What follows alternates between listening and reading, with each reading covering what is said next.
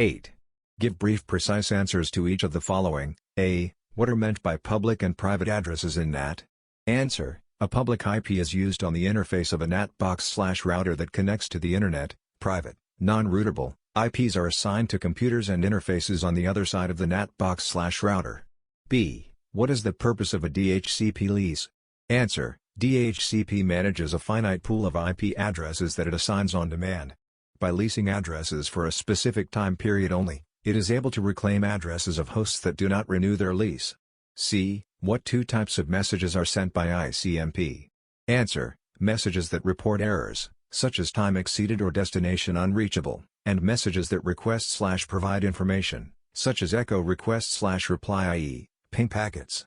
D. What three MAC addresses appear in an 802.11 frame sent by a station A to its default router R via the AP?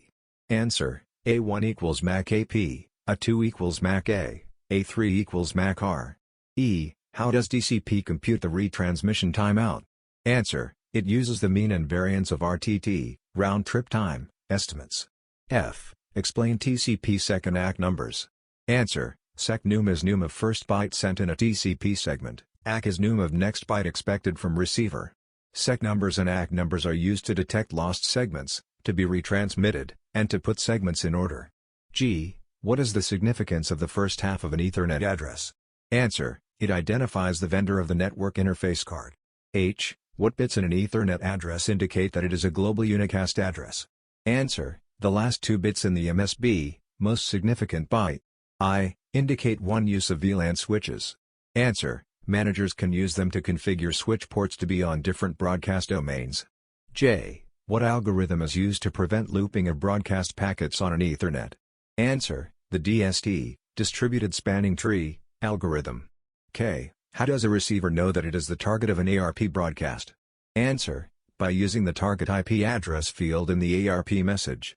L. List three key elements in EPC, Evolved Packet Core, in LTE and LTEA. Answer. Mobility Management Entity, MME, Serving Gateway, SGW, Packet Data Network Gateway, PGW, M. What multiplexing techniques are used in LTE? Answer. Downlink, DL, OFTMA, Uplink, UL, SCFDMAN. Which three LTE protocols are used by the UE when sending user IP data traffic?